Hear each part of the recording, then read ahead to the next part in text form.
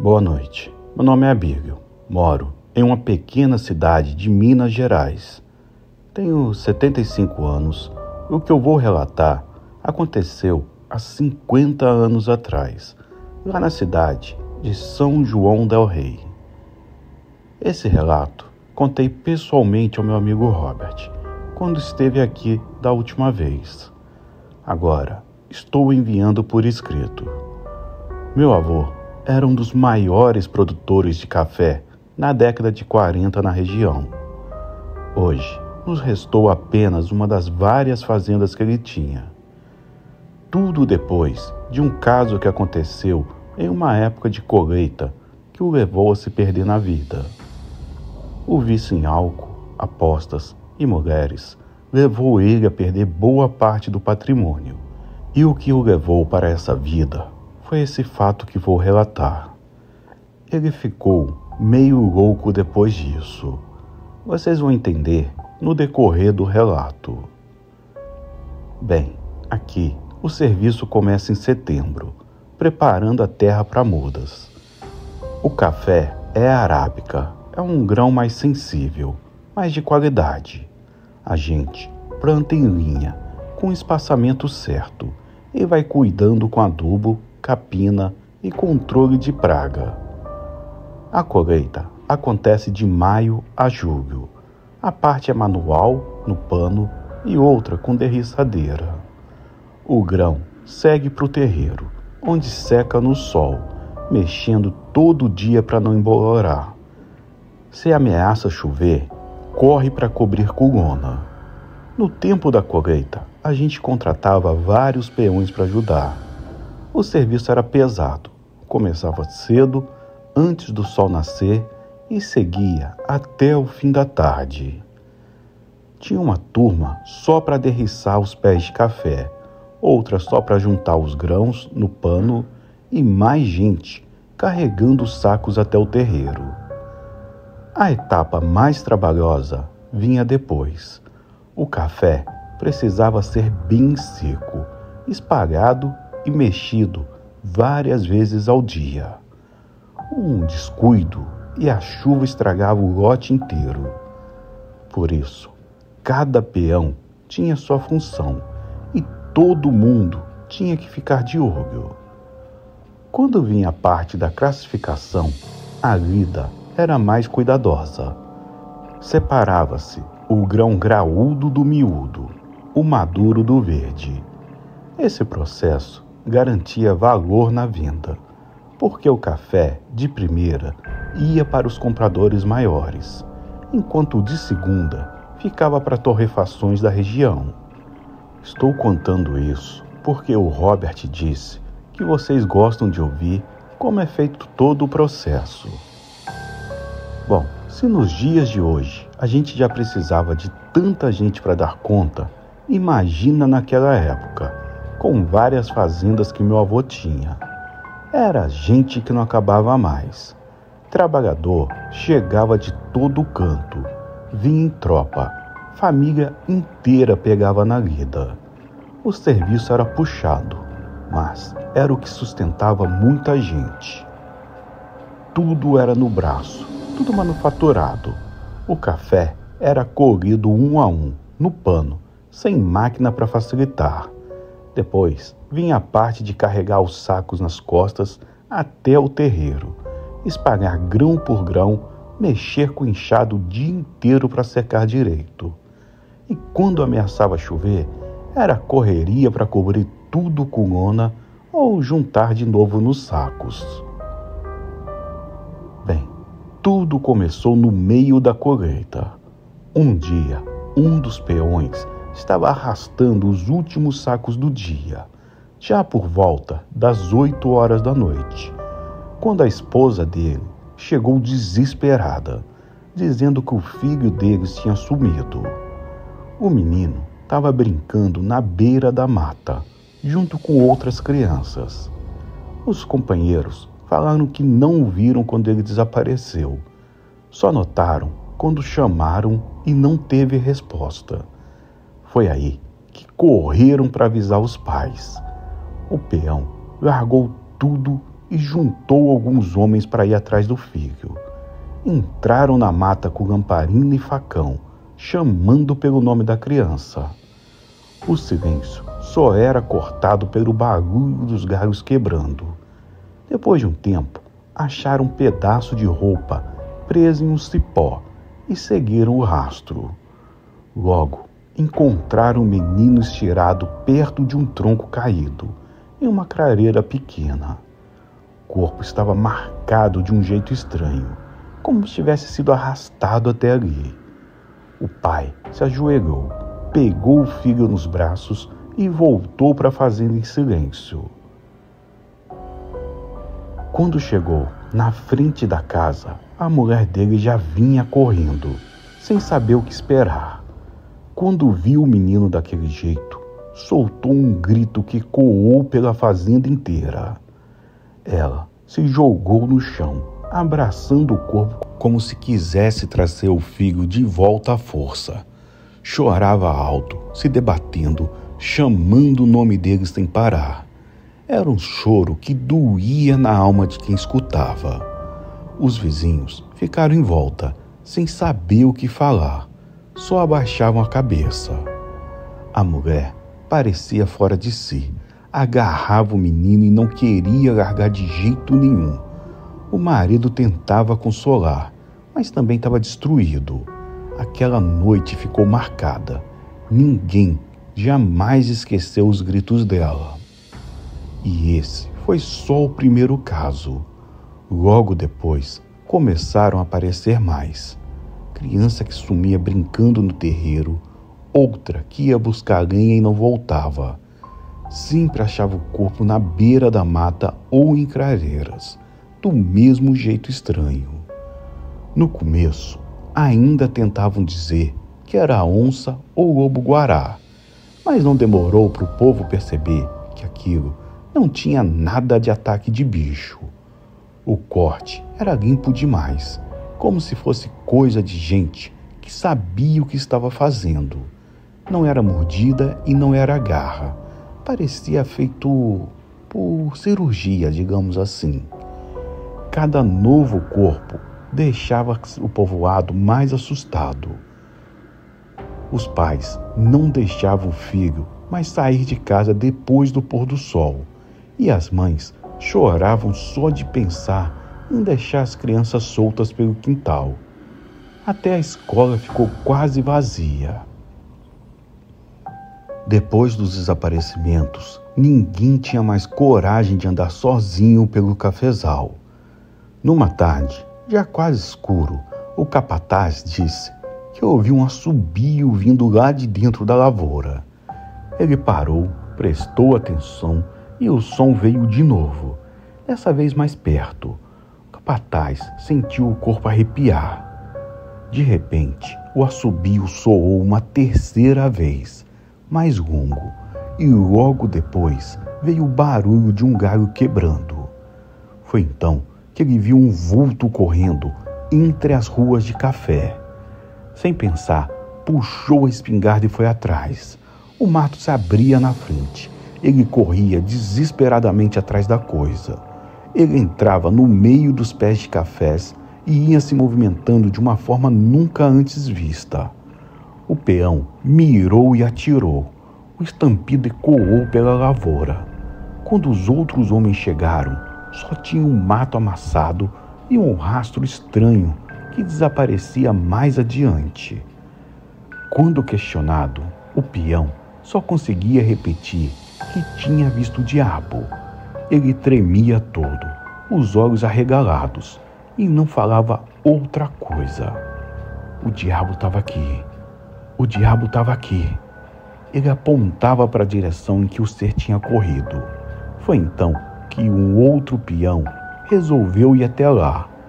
Pouco tempo depois, voltou com um saco de pano velho nas mãos. Dentro do saco havia ossos pequenos, ossos que pareciam de crianças. Mais tarde, já mais calmo, o capataz contou o que tinha visto. Disse que era uma sombra alta, devia ter uns 2,5 metros de altura. Usava um chapéu e o que mais impressionava eram os olhos brancos, brilhando no meio da escuridão. Ele jurava que, quando atirou, acertou a mão da criatura, e o impacto fez com que o saco que ela carregava caísse no chão. Quando meu avô viu o que tinha dentro daquele saco, ficou em choque. Ele não era homem de se assustar fácil, mas naquele dia a expressão dele mudou. Mandou que todos os peões se armassem e que acendessem fogueiras em frente à casa grande, e disse: seja lá o que foi isso, vai voltar para buscar o saco. Naquela época, ninguém achava estranho rezar contra a coisa do inferno. Essas histórias corriam soltas e todo mundo acreditava que rezar podia segurar a praga. Assim, os homens obedeceram, reuniram espingardas, facões, machados e montaram guarda em volta da casa. Fogueiras foram erguidas, iluminando a noite com chamas altas que clareavam quase toda a frente da casa. O clima era pesado. As mulheres e crianças ficaram trancadas dentro, enquanto os homens rodeavam a frente da casa grande. O fogo clareava o terreiro, mas cada sombra que se mexia além da luz parecia esconder alguma coisa. Os peões se interrogavam, nervosos. Ninguém falava muito, só escutava os cachorros inquietos, rosnando para a escuridão. O tempo parecia não passar. O meu avô caminhava de um lado para o outro, firme, tentando manter a calma dos homens. Mas quem conhecia sabia, ele estava tão assustado quanto os outros. A presença daquela coisa ainda parecia rondar por perto. Já passava da meia-noite, quando o vento frio varreu o terreiro. Foi nesse instante que ouviram de novo o assobio, o mesmo assobio que o capataz tinha escutado antes de ver o ser. E agora vinha de vários lados ao mesmo tempo, como se cercasse a casa. Os cachorros começaram a latir sem parar, avançando contra o escuro, mas nenhum deles cruzava a linha de claridade da fogueira. Foi então que uma sombra enorme surgiu além da última fogueira, parada, só observando. Os homens miraram, mas ninguém teve coragem de atirar. Aquela figura se destacava pelo tamanho, e os olhos brancos eram a única coisa nítida. No meio da noite, os olhos encaravam direto a casa grande, e todos sabiam, ele tinha vindo buscar o que tinha perdido. Enquanto estavam atentos ao assobio que vinha de todo lado, a esposa do meu avô saiu correndo do quarto, desesperada, soluçando e gritando: Ele levou nosso filho. Meu avô disparou até o quarto e encontrou o berço vazio. Voltou correndo para a sala, fora de si. Ele deve estar querendo trocar o meu filho pelo saco. Me deem o saco. Mas quando foram procurar, o saco já não estava mais onde tinha deixado. Sumiu. Foi nesse instante que todos ouviram um choro lá fora. Era o choro de uma criança, fino, cortando a noite. Meu avô correu para a porta e saiu. O terreiro estava iluminado pelas fogueiras, e bem na beira da luz, próximo da escuridão, ele viu o ser indo em direção à mata, carregando o saco nas costas com o seu filho dentro. Ele correu desesperado atrás, mas nunca conseguiu alcançar. O ser sumiu na mata junto com os gritos do seu filho. A partir desse dia, ele acreditou no diabo, vendeu terras e muita coisa para descobrir como pegar esse ser. Mas depois de um tempo desistiu e então se perdeu na vida. Ele dizia que buscou em todos os estados no Brasil. Foi em centenas de cidades onde ouviu algo do tipo. durante suas andanças, ouviu e viu histórias inimagináveis.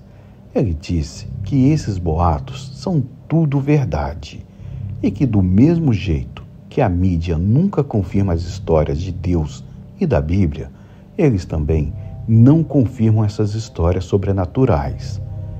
E que tem pessoas que acreditam em tudo o que se passou na Bíblia e não quer acreditar que essas coisas existem. Para ele, que sempre foi cremente a Deus, as pessoas que duvidam do sobrenatural não acreditam verdadeiramente em Deus. Pelo menos ele pensava assim.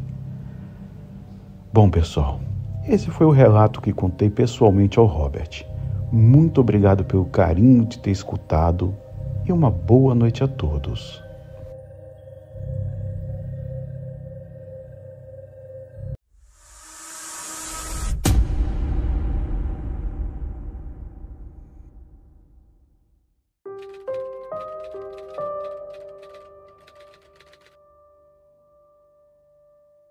Boa noite, Robert. A história que vou contar aconteceu com um amigo chamado Felipe. Eu vou falar como se fosse ele a partir de agora. Boa noite. Meu nome é Felipe Monteiro. Em 2011, eu e meus amigos Bruno e Lucas decidimos sair de São Paulo, onde morávamos, e passar uns dias em Minas Gerais. Fomos para a cidade de Itaúna, lá na zona oeste do estado, porque o avô do Bruno, que tinha morrido uns meses atrás, tinha deixado uma casa para ele na cidade. A viagem foi longa, cerca de 8 horas, mas a ideia era aproveitar o tempo lá, conhecer a cidade e resolver umas burocracias sobre o imóvel. Era junho e já estávamos lá há 3 dias, quando soubemos que ia rolar uma festa junina em Mateus Leme, que fica bem perto de Itaúna. Como a gente ouviu que a festa era boa, decidimos aproveitar e dar uma passada por lá. Fomos nos divertindo muito, conhecemos umas meninas simpáticas e já perto da meia-noite decidimos voltar para Itaúna, já que no dia seguinte teríamos que voltar para São Paulo. Mas antes de ir embora, a gente combinou de levar as meninas até Betim, que é a cidade delas. Deixamos elas lá, batemos um papo, nos despedimos e partimos para Itaúna. Agora, o que aconteceu depois, eu ainda não entendo bem. Estávamos voltando para Itaúna. Já passava da 1h da manhã, quando o Lucas, que estava no carro comigo, viu uma mulher idosa caminhando sozinha na beira da estrada. Ela parecia cansada e, no momento, pareceu uma boa ideia pararmos para oferecer uma carona.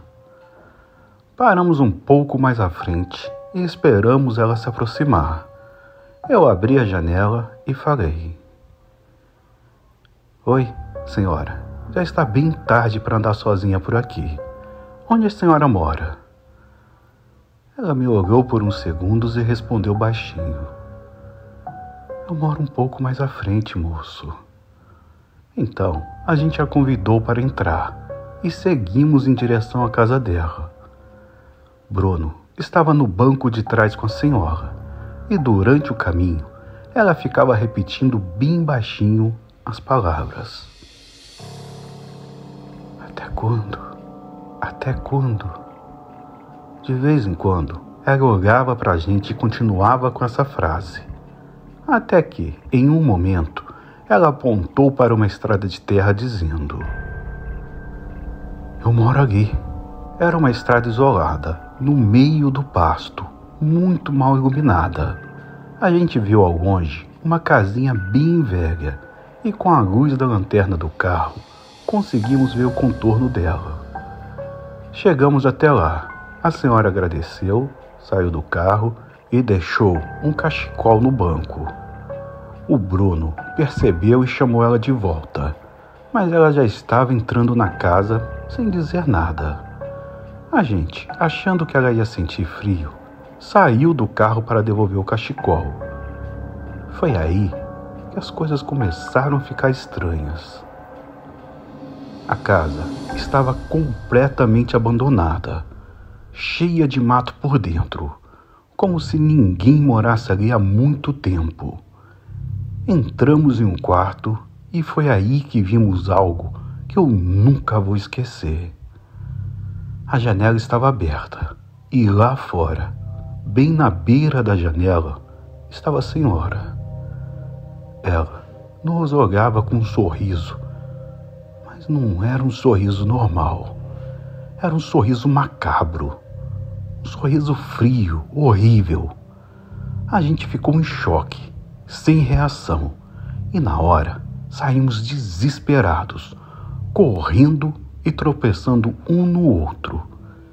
Não conseguíamos acreditar no que estava acontecendo. Quando estávamos saindo da casa, ainda ouvi a voz dela gritando alto, com um tom de desespero e aterrorizante. Até quando? E logo depois, ela deu uma gargalhada que ecoou no ar. Eu não sei como consegui voltar para o carro. Lembro de ter engatado a primeira marcha e dado a partida, o mais rápido possível, sem nem olhar para trás. Mas quando olhei pelo retrovisor, eu vi a velha, e agora ela não estava sozinha. Tinha um homem e uma mulher com ela. Os três pareciam ter saído de um filme antigo, vestido com roupas do século XVIII, e nos olhava fixamente. O medo que eu senti foi tão grande que, quando dei a partida, comecei a acelerar sem nem saber direito para onde estava indo. Só queria sair de lá. O pânico tomou conta de nós de um jeito que eu não consegui falar com meus amigos. Eles estavam gritando desesperadamente, tentando entender o que estava acontecendo, mas eu não conseguia responder. Antes que eu pudesse perceber, já haviam lágrimas escorrendo dos meus olhos. Depois daquele choque, finalmente chegamos na casa onde estávamos hospedados.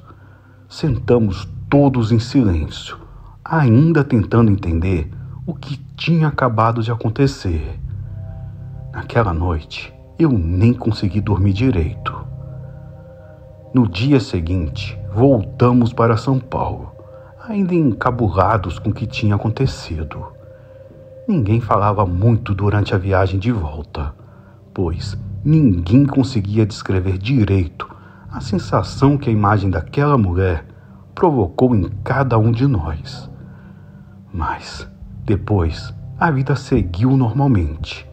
Mas até hoje, de vez em quando me lembro daquele dia, eu sinto um arrepio na espinha.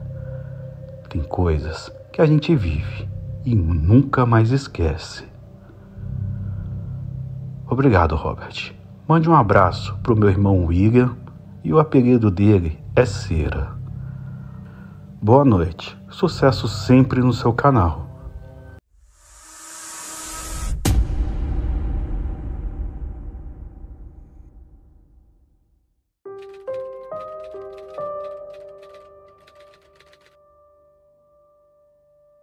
Olá, uma boa noite para todos. Meu nome é Davidson, moro em Juiz de Fora, Minas Gerais, e desde que nasci participo de um grupo de amigos entusiastas de pescaria e uma boa caça. Certa vez, no mês de outubro, pelo que me lembro, por volta de 2003, decidimos organizar uma de nossas aventuras.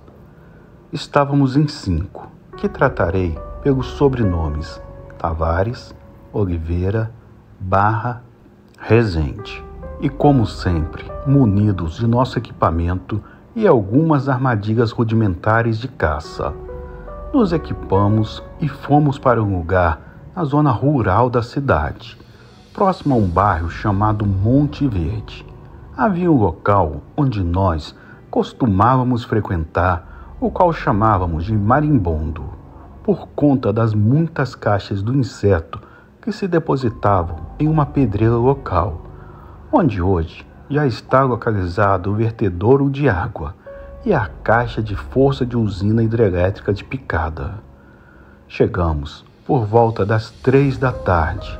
Montamos nosso equipamento como de costume, em um banco de areia, às margens do Rio do Peixe, que banha a região.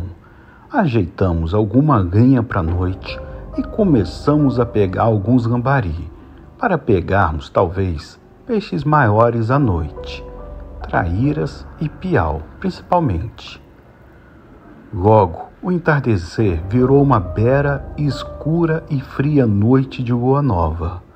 Nenhuma claridade a não ser a da fogueira e das lanternas dos nossos famigerados Nokia 1100, que duravam uma eternidade e clareavam quase nada. Nos pontos mais distantes da fogueira, podíamos contemplar um belo céu noturno completamente estrelado. Depois de terminarmos os preparativos e nos acondicionarmos, espalhamos as armadilhas para, quem sabe, sermos agraciados com uma bela paca pela manhã. Então, Tavares e eu espalhamos os 3 trabucos, que são armadilhas que consistem em um cano montado a uma ratoeira, que é capaz de disparar esferas de metal, e algumas outras arapucas. Oliveira, Barra e Rezende terminavam de ajeitar as lenhas e preparar uma gororoba para podermos comer algo. Uma vez armadas as armadilhas, elas ofereciam um risco real até para nós. Então, nos mantemos dentro do perímetro delas, para não nos machucar. Ao beirar das 10 da noite, quando o silêncio era quase palpável e cada um estava em seu canto, pescando sossegado, foi que as coisas começaram a ficar estranhas. Um barulho estranho rodeando a mata atrás de nós, insistentemente, começou a nos incomodar. O fato de termos armadilhas no mato não nos deixava mais tranquilos, até o momento que percebemos que o barulho vinha de um ponto à frente das mesmas. Barra e Oliveira foram até a borda da mata, mas, ao se aproximarem, o barulho desaparecia. E assim foi durante toda a noite. Mantínhamos a cabeça na pescaria, pois até então estávamos indo bem. Pegamos algumas traíras e alguns bagres, e eu, como sempre, umas 2 ou 3 arapós, até que, por volta de 1 da manhã, algo estranho aconteceu. Não havia vento soprando, até mesmo a água parecia ter cessado o som. Um silêncio profundo no ambiente nos permitia ouvir apenas o som da lenha instalando na fogueira, que a tal ponto emitia uma luminosidade muito baixa. Então, começamos a ouvir o mato quebrando e se arrastando na borda da mata, e podíamos ver as folhagens se mexendo. O pânico tomou conta de nós, que ficamos beirando a fogueira com um facão e uma machadinha à mão, para o caso de qualquer eventualidade. Acreditávamos que poderia ser algum animal à espreita. Essa espera, velada, durou até que o sono começasse a bater. Então, Rezende e Tavares voltaram à margem do rio. Oliveira e Barra foram dormir e eu fiquei de costas para a fogueira e de frente para a mata, observando e lutando contra o sono. Finalmente cedi ao sono e, não mais aguentando, dormi ali mesmo, sentado no chão, com os braços apoiados no joelho e de cabeça baixa. Eu acordei em um susto tremendo quando ouvi Rezende gritando: sai daí! Sai daí!" e correndo em minha direção por volta das 3 da manhã. Com os gritos, eu me virei na direção dele, olhando para o Barra e para o Oliveira, que estavam na barraca atrás de mim, com uma expressão de pavor e quase brancos de medo. Ao virar, escutei o som dos passos de algo que corria da areia para a mata, partindo de mais ou menos 2 metros de mim. Levantei num pulo com o facão na mão, olhando para a silhueta alta e de forma indefinida, que corria de volta para a mata, exalando um cheiro quase que insuportável, como de um bode. Desse momento em diante, não conseguimos mais dormir. Os peixes nem beliscavam mais, desse ponto para frente. Sentimos a aura de algo maligno no ar, e os sons no mato não paravam, agora parecendo vir de mais de um ponto ao mesmo tempo. Ficamos ali na vigília, formando um círculo e de costas um para o outro, até raiar o sol. Assustados com toda a situação, esperamos até que a luz do sol pudesse clarear todo o banco de areia, que revelou rastros estranhos de onde a tal criatura correu de minha direção de volta para a mata. Logo depois de preparar e tomar o café, Tavares e eu voltamos às armadilhas para recolhê-las e nos estarrecemos ao descobrir que o rastro passava por todas elas sem ter ao menos disparado nenhuma. Os fios de nylon que prendiam os gatilhos dos trabucos estavam estranhamente queimados, como se uma chama tivesse rompido. As arapucas estavam completamente destruídas e as iscas perfeitamente posicionadas onde a deixamos. Ao voltar ao acampamento, decidimos arrumar as coisas e sair dali o mais rápido possível. Depois disso, voltamos às nossas casas e nunca mais voltamos a pescar e caçar nesse lugar, até a construção da usina. Eu conheço um dos vigilantes que trabalha por lá, e ele me disse que ainda hoje, nas noites sem luar, é desesperador ficar lá durante a noite, pois existe uma presença perturbadora no lugar, e nem mesmo os cães ousam passar próximo das cercas nessas noites. Esse foi o meu relato. Obrigado por contar.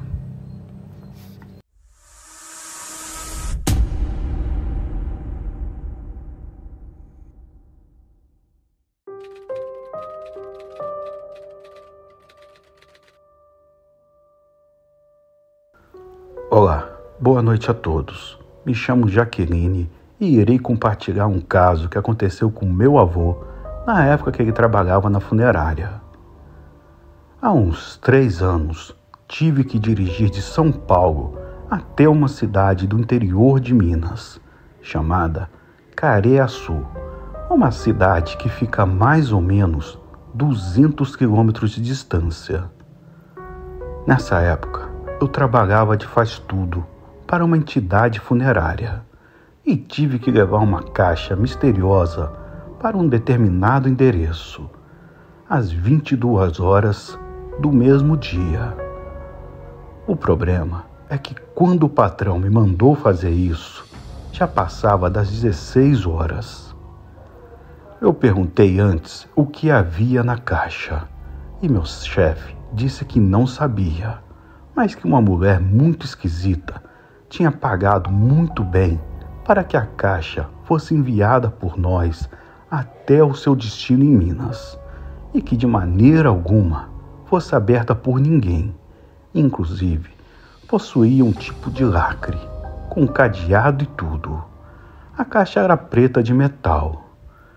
Eu cheguei a pensar, por que ela simplesmente não enviou pelo correio? Sei lá, ou algo do tipo. Mas acontece que meu chefe, sabendo que eu poderia questionar, ofereceu-me R$1.000, calando-me então de qualquer pergunta ou desculpa para não ir. Pense bem, R$1.000 só para entregar uma caixa? Tranquilo. Eu liguei para casa, avisei a minha mulher e caí na estrada. A noite ia chegando. Eu já estava cansado. Afinal, eu já tinha trabalhado o dia inteiro. Mas essa hora extra ia valer a pena. Pelo menos, era o que eu achava. Quando já tinha rodado uns 100 quilômetros, surgiu alguém na estrada pedindo carona. Era um velhinho, então nem pensei 2 vezes e parei. Para onde o senhor está indo? Ele respondeu que iria para Belo Horizonte. Eu disse que não iria exatamente para lá, mas que poderia deixá-lo um pouco mais adiante. Ele disse que não havia problema. Já devia ser umas 19 horas e perguntei para o velho, que se chamava Almiro, se ele sabia do endereço que eu procurava. Ele afirmou conhecer um atalho. E, meus amigos, se eu soubesse o que estava por vir, eu nunca teria dado carona para aquele velho. Quando ele começou a me guiar pelas quebradas no meio das matas, percebi que depois de algum tempo, talvez eu não conseguisse mais voltar sozinho. E disse isso para ele, que com um sorriso sarcástico respondeu-me que eu nem iria mais voltar. Então, não deveria me preocupar com isso. Eu parei o carro na hora e mandei sair. E foi nesse momento que descobri que já tinha chegado ao destino. Um cemitério. Sem que eu tivesse comentado sobre a caixa que estava no porta-malas, ele disse: "Você tem algo para mim?" Eu fiquei pasmo, porque não tenho ideia de como ele tinha descoberto sobre a caixa. Peguei o celular, mas não dava sinal. Ele segurou meu braço e disse para entregar a caixa. Eu tenho que admitir, o lugar era assustador e eu estava com vontade de agredir o velho, mas me controlei, apenas o empurrei. Ele acabou caindo no chão e correu para dentro do cemitério, que parecia deserto. Eu aproximei-me e percebi que realmente não tinha mais ninguém naquele lugar. Comecei a ouvir muitos barulhos estranhos que vinham lá de dentro. Então eu realmente comecei a ficar assustado. Fui até o porta-malas, peguei a caixa e atirei contra a entrada do cemitério, em um portão de estaca apodrecendo, por onde o velho havia passado. Acredite se quiser, mas quando a caixa bateu no portão, acabou rompendo o lacre e estourou, mostrando que dentro havia um crânio humano. Aí foi a gota d'água. Corri para dentro do carro e cantei pneu furiosamente. Até hoje, quando me lembro do meu desespero para fugir daquele lugar, me causa muita angústia. Eu não sei como consegui, mas depois de uns 40 minutos, encontrei a estrada novamente e acelerei aquele carro no limite. Fui para casa com um carro da funerária e quando amanheceu, mesmo sem ter conseguido dormir, levei o veículo para entregar ao chefe com a decisão de pedir as contas do emprego. Quando estacionei o carro e ia saindo, tomei um tremendo susto com uma senhora vestida de preto em frente à funerária.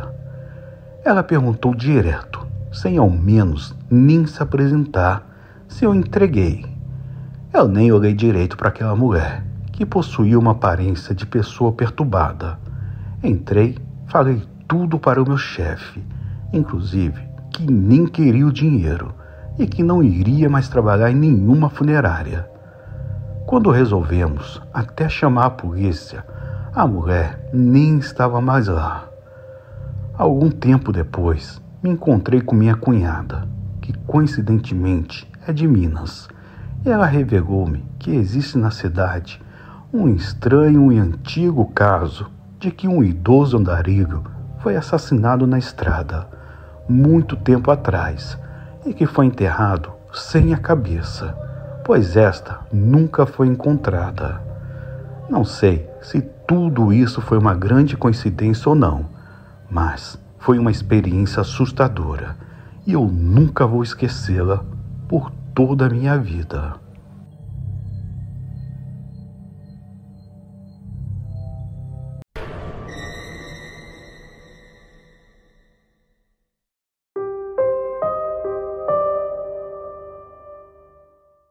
Era tarde de sábado e os outros meninos que moravam na fazenda Alvorada No município de Iporá, no estado de Goiás, estavam jogando bola em um campinho improvisado que existia na fazenda. E quando vi um carro se aproximando, corri para abrir a porteira. Era seu Félix, o patrão do meu pai, que estava chegando da capital. E depois que o carro passou, eu fui até a casa dele, pois toda vez que ele chegava de viagem, trazia umas lembranças e brinquedos para as crianças que moravam na fazenda. Mas daquela vez foi diferente. Ele estava triste, com um semblante preocupado. Mesmo assim eu me aproximei e pedi a bênção dele, que me abençoou e perguntou por meu pai. Eu falei que estava na lida.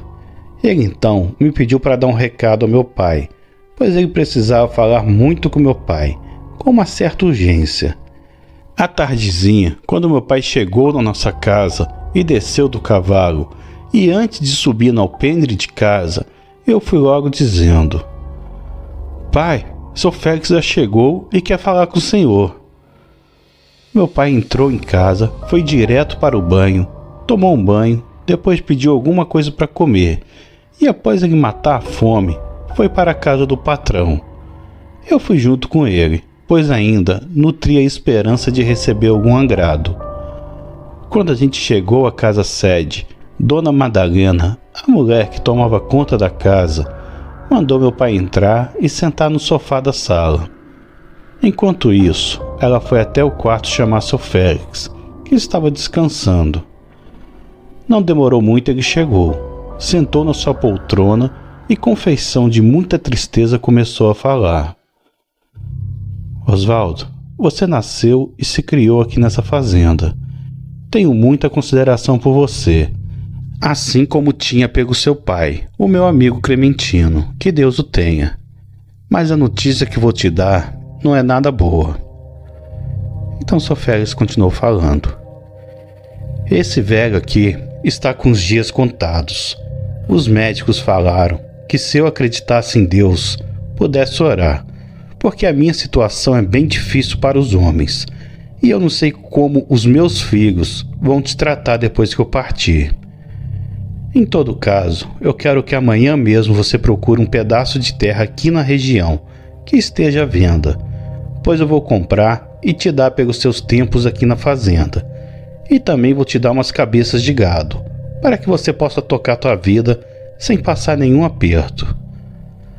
Quando o seu Félix falou aquilo, meu pai começou a chorar, pois ele era mais que patrão, era como se fosse um pai. Foi ele que praticamente criou meu pai, logo depois que o meu avô Clementino, que era vaqueiro na fazenda, morreu. Na época eu tinha apenas 11 anos de idade. Morava com meu pai Osvaldo, minha mãe Maria e minha irmã Marena, mas já tinha noção de quando alguma coisa de muito ruim estava por vir. Nos dias seguintes, meu pai ficou sabendo que o sítio da família Aragão, que ficava perto do sítio do meu avô Raimundo, estava à venda. Mas o problema era que esse sítio já estava abandonado há mais de 15 anos e tinha fama de ser assombrado. Como meu pai não era supersticioso, ele falou com seu Félix sobre o sítio do Aragão, e na mesma semana, seu Félix conseguiu negociar com os herdeiros, comprou o sítio e deu para meu pai de papel passado, e como prometeu ainda, deu 20 cabeças de gado. Parece que ele só estava esperando resolver isso para poder partir em paz, pois na mesma semana passou mal e foi levado às pressas para Goiânia. Ficou quase um mês internado, mas não teve jeito. Ele morreu, e quando a notícia chegou na fazenda, foi um pranto só. Todo mundo gostava dele. Um mês após o sepultamento, os 3 filhos do seu Domingos reuniram e decidiram vender a fazenda, pois cada um deles já tinha suas vidas em outros lugares e seus próprios negócios, e não teriam tempo de cuidar da fazenda. A fazenda foi vendida para seu Álvaro, um fazendeiro da região. Porém, ele fez questão que o meu pai continuasse trabalhando na Alvorada, por conhecer tudo e ser bom de serviço. Meu pai aceitou continuar trabalhando na fazenda, mas falou que a gente ia mudar para o nosso sítio. Antes da gente se mudar, o meu avô Raimundo, o pai de minha mãe, que é pedreiro, foi com meu pai conhecer melhor o sítio. Era uma área bem grande, medindo 20 alqueires, com um riacho passando ao fundo, um pequeno curral e ainda tinha casa que, por incrível que pareça, resistia aos tempos, e os antigos donos haviam deixado até alguns móveis lá dentro. Quando meu avô entrou na casa velha, sentiu um arrepio e teve a sensação de que alguma coisa estava observando. Como ele sempre acreditou em coisas sobrenaturais, aconselhou meu pai a derrubar a casa antiga e construiu uma casa nova em outro lugar. Mas meu pai falou que ele preferia economizar o dinheiro e fazer apenas uma reforma na casa, e ainda iria aproveitar alguns móveis. Nas semanas seguintes, meu pai e meu avô trabalharam duro para deixar a casa velha do Aragão habitável.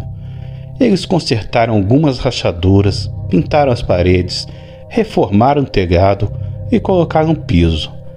A casa já estava pronta e só faltava o pessoal da companhia elétrica aparecer para ligar a energia. Depois que a energia foi ligada, a minha família se mudou para o sítio que recebemos do Sr. Félix, e meu pai estava todo feliz, pois, além de trabalhar na alvorada, ainda tocava o que era nosso. Mas pouco tempo depois, algumas coisas bizarras começaram a acontecer. Então, descobrimos que a má fama do lugar não era só uma invenção das pessoas. O primeiro a ver alguma coisa estranha fui eu mesmo. Certa noite, por volta das 11 horas, eu escutei alguma coisa sussurrando do lado de fora da casa, perto do galinheiro. Na hora, eu imaginei que poderia ser meu pai, que ouviu algum barulho e foi conferir se tinha algum animal atacando as aves, e por isso não dei importância. Mas de repente, escutei passos no corredor, e como a porta do meu quarto ficava meio aberta, eu vi meu pai passando para o banheiro. Na hora eu chamei por ele. Meu pai acendeu a luz do quarto e perguntou o que eu queria. Então, eu falei que tinha escutado uma voz no quintal. Ele disse que eu deveria ter sonhado e que voltasse a dormir. Mas eu sei que não foi sonho. Nas noites seguintes, eu comecei a escutar passos e risadas do lado de fora. E quando olhava por baixo da janela, eu via pessoas andando em volta da casa. Mas pelo jeito, não adiantava nada eu falar com meus pais, pois eles não acreditariam e só restava rezar e torcer para que, seja lá o que fosse aquilo, ficasse apenas do lado de fora de casa. O tempo foi passando e a nossa vida voltou ao normal. Os passos e vozes noturnas desapareceram, e até eu já estava convencido que tudo não passou de coisa da minha cabeça. Mas quem começou a ver e ouvir coisas foi a minha irmã pequena. Toda noite ela acordava chorando e dizendo que tinha uma bruxa na parede. Porém, assim como aconteceu comigo, meu pai também não acreditou no que Marlena dizia e falou que eram os desenhos animados que ela ficava assistindo. Geralmente, ficava em casa durante o dia eu, minha irmã e minha mãe, pois meu pai saía cedo para o trabalho e só chegava à noite.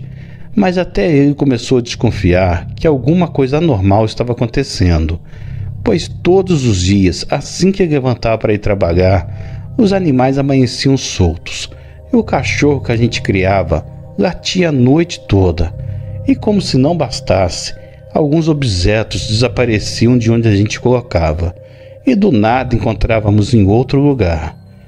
Mas o pior era durante a noite, quando ouvíamos barulhos de objeto caindo. Porém, a culpa sempre ficava em nosso gato.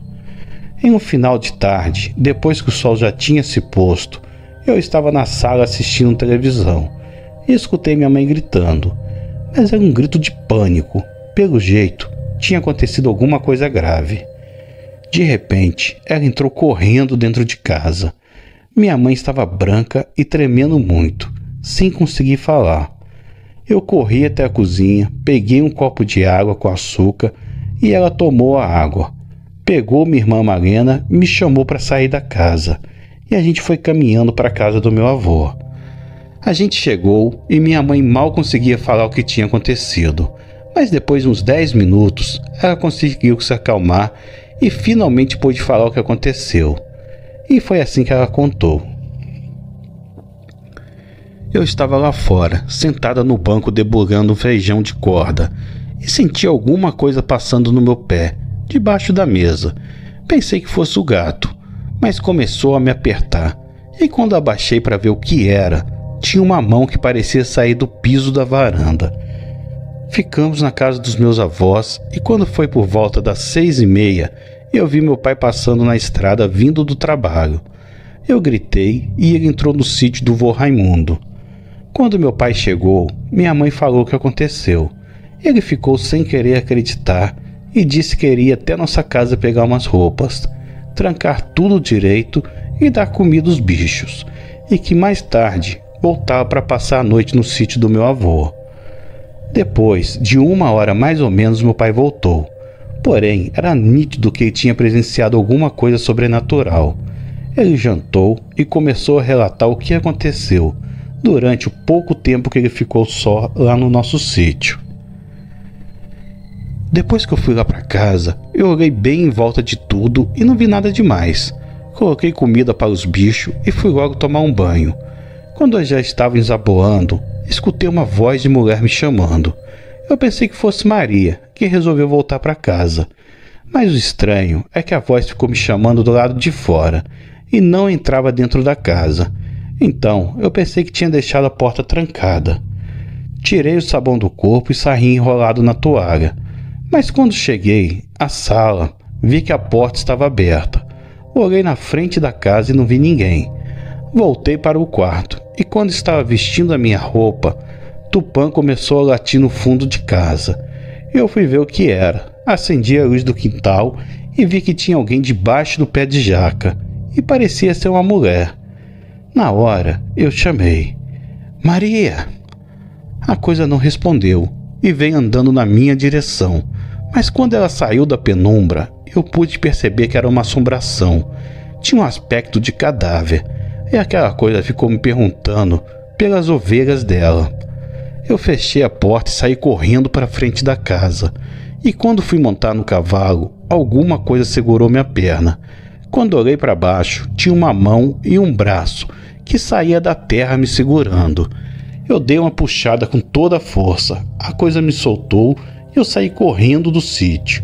E hoje eu não volto para aquele lugar nem por todo o dinheiro do mundo. Em seguida, meu pai levantou a perna da calça e nos mostrou as marcas vermelhas, como se alguma coisa tivesse agarrado e apertado. Meu avô então disse que foi por isso que ele aconselhou meu pai a derrubar a casa antiga e fazer uma nova casa, pois algumas pessoas se apegam demais às coisas desse mundo e quando partem para outra vida não conseguem se libertar e ficam perturbando os vivos. No outro dia bem cedo, meu pai e meu avô voltaram para nosso sítio e todos os animais estavam soltos em volta da casa. Foi então que meu avô Raimundo falou que a melhor coisa que meu pai poderia fazer era colocar fogo em todos os móveis velhos que pertenciam aos Aragão, derrubar a casa e fazer outra casa, um pouco mais distante da casa antiga. No dia seguinte, meu pai falou o ocorrido com seu Álvaro. Ele falou que meu pai poderia voltar a morar na fazenda novamente, mas meu pai disse que não, ele apenas pediu um trator emprestado para colocar a casa abaixo. Seu Álvaro emprestou o trator e assim que meu pai derrubou a casa velha e escavou o chão, dentro do buraco, colocou fogo em alguns móveis e objetos que pertenciam aos antigos moradores e depois que queimaram, enterraram tudo. Porém, enquanto os objetos estavam queimando, todos ouviram gritos horríveis e de dentro da fumaça surgiram que pareciam ser pessoas, ou pelo menos essa era a forma que eles tinham. Depois que queimou tudo, meu avô Raimundo respirou aliviado e disse que agora tudo ficaria bem, pois os móveis e a casa eram o que mantinham aquelas pessoas no lugar. Nós ficamos morando na casa do meu avô durante uns 6 meses.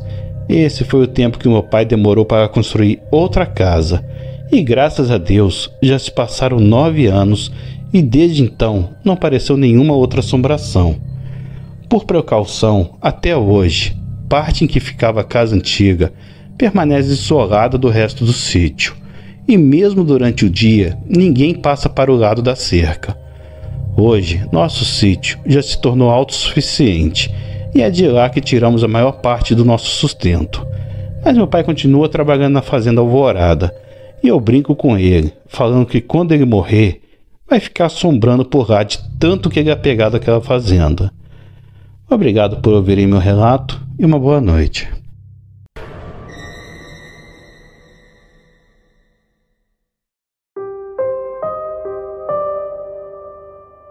Olá a todos do canal. Esse relato que me contou foi o meu amigo Adriano, que também já contou outro relato no canal, que teve com o encontro com uma dessas feras, que a grande maioria das pessoas ainda insiste em dizer que não existem.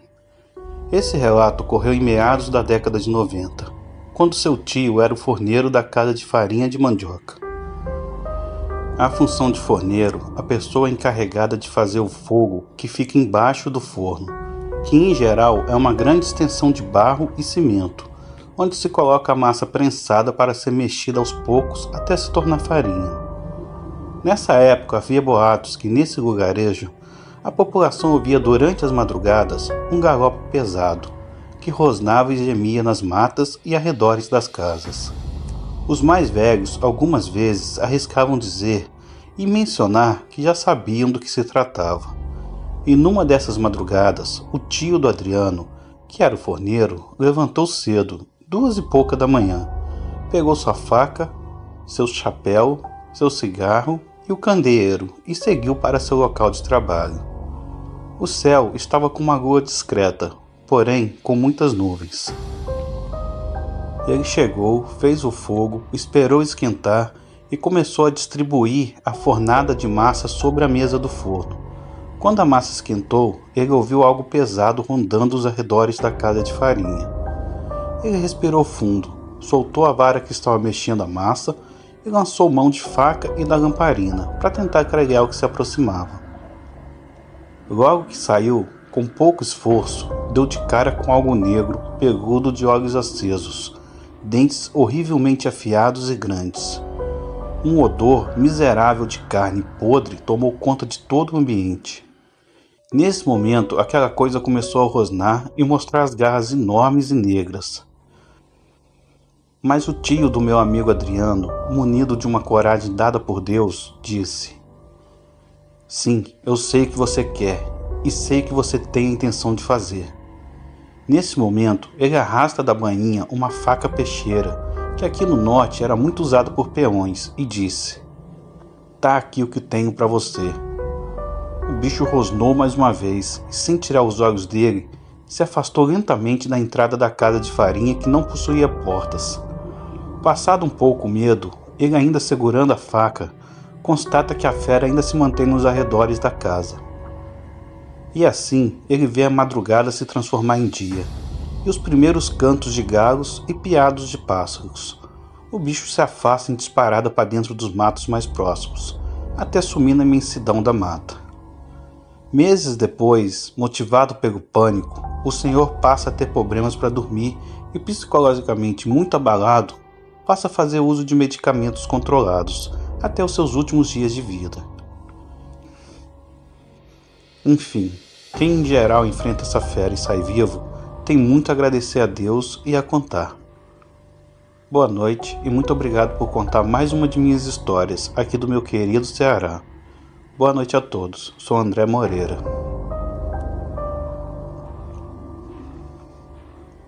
Olá, meu nome é Tiago, moro em Santo Antônio de Pádua, interior do Rio de Janeiro, e tenho 25 anos. Quando eu era criança, com meus 12 anos de idade, meus pais me falavam muito sobre lobisomem, mas eu não era muito de acreditar nessas coisas. Até que um dia na quaresma, estávamos todos em nossa casa. Nós morávamos na roça, eu, meus pais e meus irmãos mais velhos. Nesse dia jantamos e fomos assistir televisão até mais tarde. Meus irmãos e meu pai foram pouco a pouco se deitar, porque as horas já estavam bem avançadas. E só ficamos na sala eu e minha mãe, assistindo televisão. Por volta das 2 horas da madrugada, desligamos a televisão para irmos nos deitar. Mas minha mãe disse que teria que ir na varanda da nossa casa, para pegar algumas coisas que ficou lá fora. E assim saímos para pegar as coisas. No nosso quintal tínhamos uma plantação de bananeiras, e foi quando de repente surgiu um monstro terrível do meio das bananeiras. Um cachorro muito grande. Ele era negro e muito peludo. Tinha os olhos vermelhos feito brasas de fogo, orelhas grandes e pontudas. A parte da frente era mais alta que a parte de trás. Aquele monstro exalava um odor horrível. No momento que ele saiu do meio das bananeiras, ele olhou para nós, com aqueles olhos terríveis e vermelhos. Eu não conseguia nem me mexer, impressionado e ao mesmo tempo quase desmaiando de tanto medo. Foi quando ele veio para cima de nós. Minha mãe, sem perder tempo, lançou nele uma panela de pressão que estava sobre a pia da varanda. Aquela panela pegou de cheio naquela criatura. Aproveitando o momento da panelada, ela me pegou pelo braço e me levou correndo para dentro de casa e rapidamente trancou a porta. Aquele animal ficou muito furioso do lado de fora da casa. Começou a arranhar a porta para tentar entrar em nossa casa. Mas graças a Deus a porta era bem reforçada e ele não conseguiu entrar. Com todo esse barulho, meu pai acabou acordando e veio logo ver o que estava acontecendo. Minha mãe disse que fomos atacados por um lobisomem. E meu pai, que nunca teve medo dessas coisas, mas acreditando porque ele já tinha visto algumas vezes, pegou sua arma e uma lanterna e sorrateiramente saiu para ver se o lobisomem ainda se encontrava do lado de fora. Mas graças a Deus aquela fera já tinha ido embora. E quando meu pai voltou para casa, nos deu um belo de um sermão para nunca mais sairmos de dentro de casa naquela hora da noite, ainda mais na quaresma. Depois desse dia, nunca mais tive um encontro com a fera.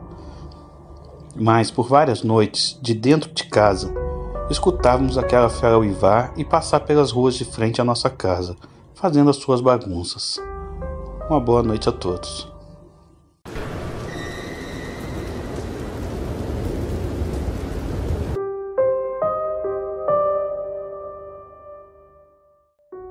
Oi, me chamo Teresa. Vou contar o que aconteceu com minha avó quando ela tinha 20 anos. Atualmente ela tem 80 anos. O que eu irei falar agora vai ser exatamente como ela falou para mim e meus irmãos. Minha avó morava em uma fazenda numa casa bem grande. Eu tinha 20 anos quando fui salva por um lobisomem.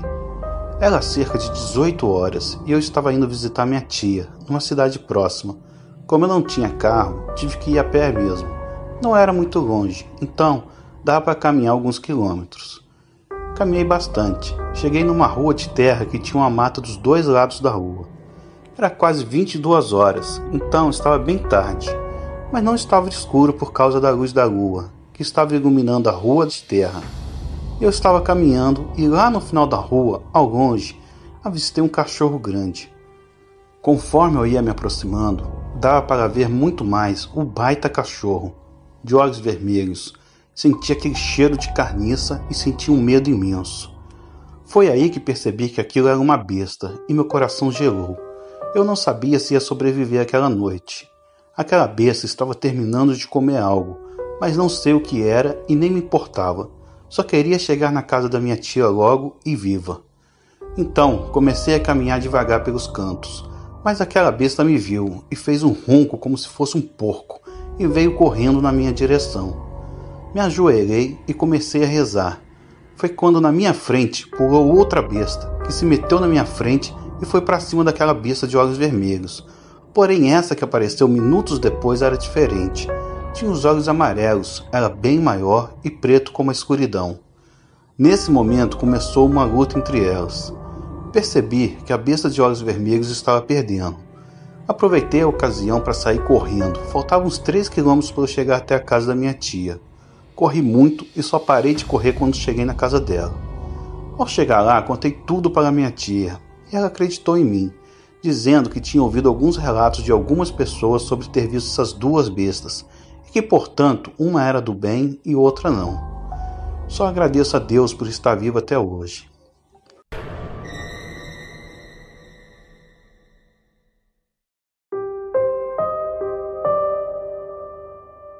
Boa noite. O que vou contar aqui não aconteceu comigo, e sim com minha mãe. Na época ela tinha seus 8 anos de idade, na década de 70. Morava na zona rural de Campinas, no estado de São Paulo. Naquela época a cidade não era totalmente urbanizada, e não era incomum crianças andarem sozinhas pelas ruas. Em um certo dia de quaresma, minha mãe pediu ao meu avô que a deixasse ir até a casa de seus avós. Meu avô ainda era um homem muito religioso e acreditava no sobrenatural, e disse a ela para voltar antes de anoitecer, pois estava na quaresma. As estradas eram de terra com muita mata em volta. Minha mãe foi até a casa de seus avós e por lá ficou. Ajudou minha bisavó a cozinhar e nos afazeres da casa, e proseou com eles por um bom tempo. Como o papo estava bom, minha mãe não quis vir embora. Anoiteceu e ela permaneceu por lá, e quando se deu conta, já eram quase 11 horas da noite. Minha mãe sentia medo, ainda mais em época de quaresma, pois acreditava nessas histórias. Então pediu ao meu bisavô para levar ela em casa, mas ele se recusou, pois para ele aquilo tudo era besteira. Ela tinha que atravessar um milharal para chegar até a sua casa, e ela estava lá, no meio do milharal, com só a luz da lua e os sons dos insetos. Porém, ela sentiu algo ruim e olhou para o lado, e teve uma visão horripilante. Um enorme cão com pelagem negra, olhos vermelhos cor de sangue, dentes grandes e unhas enormes, e com um semblante que parecia que ele queria despedaçá-la. Aquilo era algo saído diretamente do inferno. Minha mãe gritou e correu sem olhar para trás, tirando forças para correr que ela nem sabia que tinha. Graças a Deus ela chegou a salvo em sua casa, mas com cortes nas pernas. Ela estava sem voz e meu avô deu água para ela. Ela contou a ele o que havia presenciado, e ele disse: "Eu te falei para você não voltar durante a noite. Estamos na quaresma, e você viu um lobisomem." No outro dia, meu avô e minha mãe passaram pelo milharal durante a tarde, e muitos dos milhos estavam tombados. Aquela besta do inferno perseguiu minha mãe e sabe-se lá o que faria com ela se tivesse alcançado.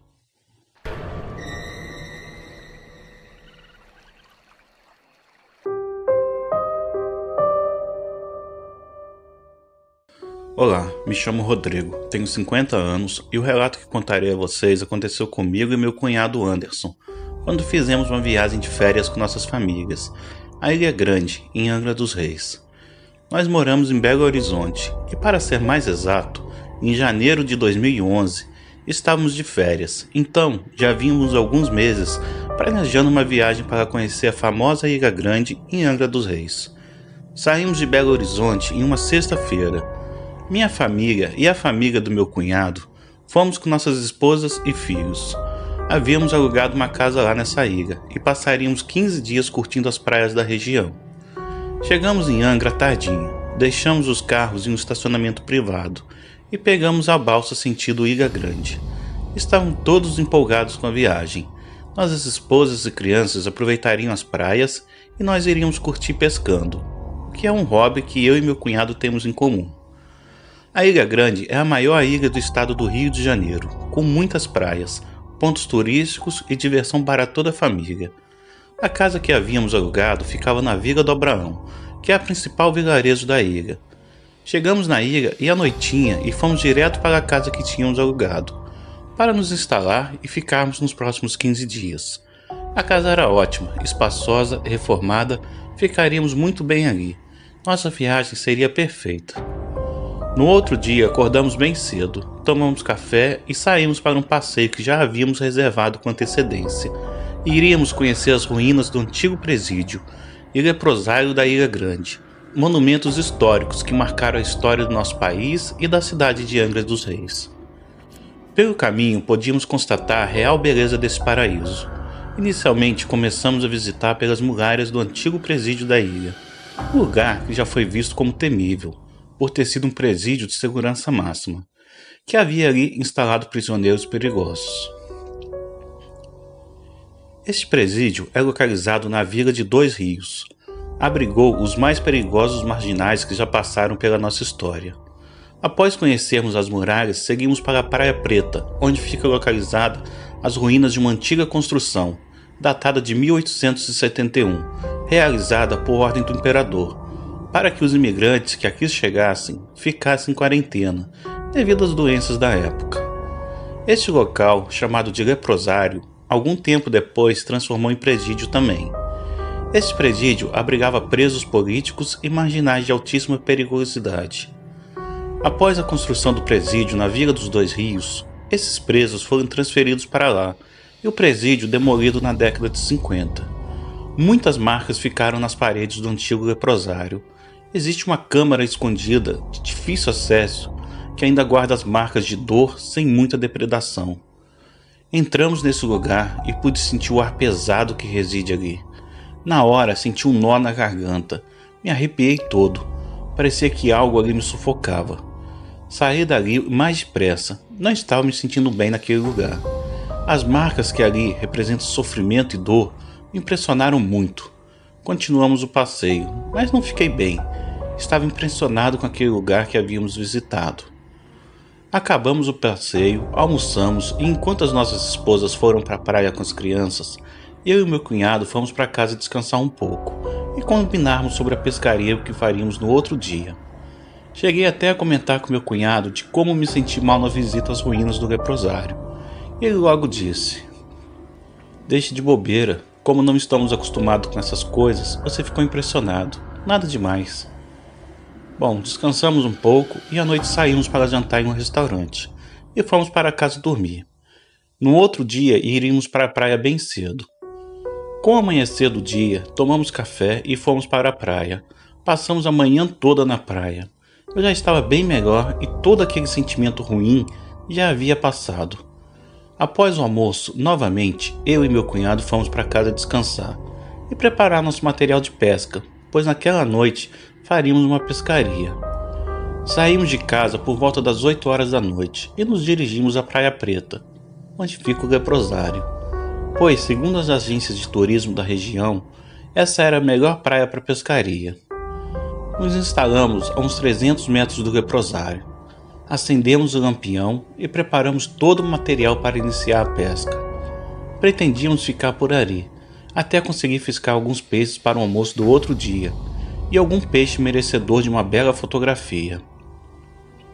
Estava uma noite escura, mas a lua estava linda no céu e refletia no mar, iluminando suas águas.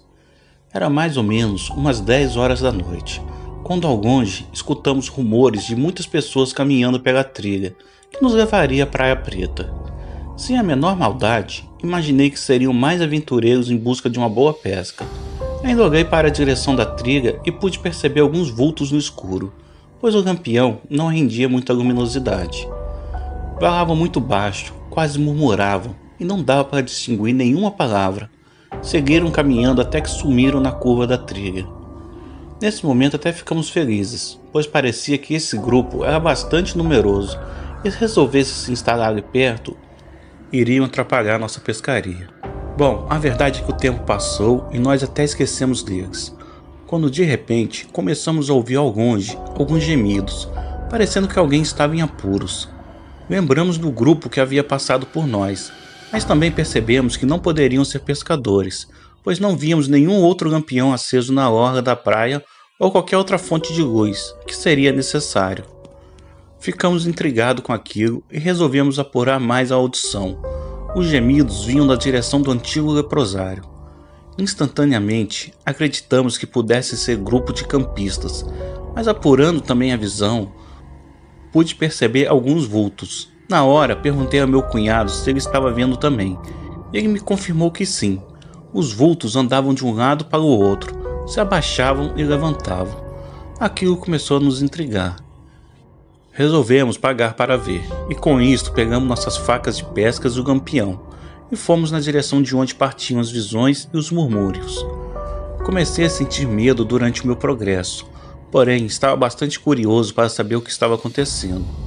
Conforme nos aproximava, os murmúrios ficavam mais altos, porém não conseguia mais ver nenhum vulto. Imaginei 1 milhão de coisas naquele momento. Chegamos a 10 metros de ruínas do leprosário, e na areia da praia, um riacho vindo da cachoeira desaguava no mar. Era uma água muito gelada e atravessamos rapidamente. Os murmúrios já estavam se transformando em gritos de dor, palavrões e pedidos de socorro. Algo horrível de se ouvir, ainda mais no escuro. Não conseguia mais me mover. Quando pude ver um homem, branco, alto, com os cabelos desarrumados, barbudo e maltrapilho, se aproximando em nossa direção. Ele parou a uma distância de uns 3 metros. O lampião iluminou bem a sua fisionomia maltrapilha e suja. Um olhar perdido e arregalado. Fixou o olhar e nos disse: "Vocês podem me ajudar a sair daqui?" E eu, atônito, consegui apenas responder: "Te ajudar como?" Em seguida, o homem gritou um palavrão bem alto, virou-se de costas e se dirigiu ao leprosário, juntando-se de um grupo de outros vultos que andavam sem rumo. Imediatamente tentei me mexer. As minhas pernas trêmulas articulavam os passos. Descostas, fomos nos afastando e quando estava a uma boa distância, saímos correndo com a faca e o lampião nas mãos. Deixamos todo o material de pesca onde havíamos instalado.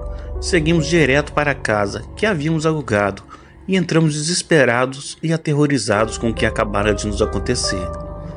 Não conseguimos dormir e não contamos nada. Nossos familiares que estavam com a gente, não queríamos assustá-los. No outro dia, saímos bem cedo e fomos buscar o nosso material de pesca. Ele estava tudo do jeito que havíamos deixado na noite anterior. Até demos uma olhada rápida no leprosário, mas graças a Deus não vimos nada.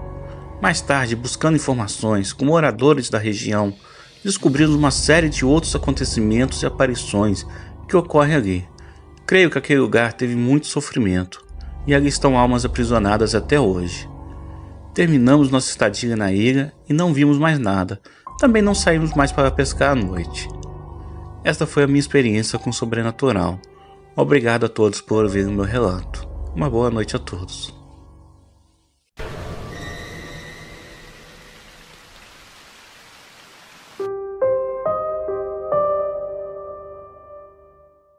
Boa noite, me chamo Maria e vou contar um relato que aconteceu comigo. Tenho 55 anos e moro em Curitiba. Em uma sexta-feira à noite do ano de 2000, eu estava em frente à minha casa, conversando com um amigo, e de repente passou um outro amigo nosso e nos convidou para irmos em um baile que estava acontecendo na nossa cidade. Fomos e ficamos no baile até umas 2:30 da manhã bebendo, dançando e jogando conversa fora. Já estava bem cansada e me deu uma vontade de ir para casa. A minha casa era bem perto do local do baile. Aí eu e meu amigo viemos juntos. E para eu chegar na minha casa tinha que passar por um corredor escuro. Então fomos. Mas de repente, alguma coisa e um barulho nos chamaram a atenção. Nessa época eu estava separada do meu marido. Aí vimos no corredor uma coisa alta e escura. Tinha os olhos vermelhos e foi esgueirando pelas paredes das casas do corredor. Meu amigo ficou de brincadeira, perguntando para aquela coisa se ele era meu ex-marido. Nisso, aquela coisa continuava vindo na nossa direção, quando percebemos que não era meu ex-marido, muito menos algo desse mundo. Saímos correndo, eu não tive coragem de voltar para casa e dormir na casa de meu amigo. Segundo as histórias que minha mãe contava, aquela criatura era um lobisomem.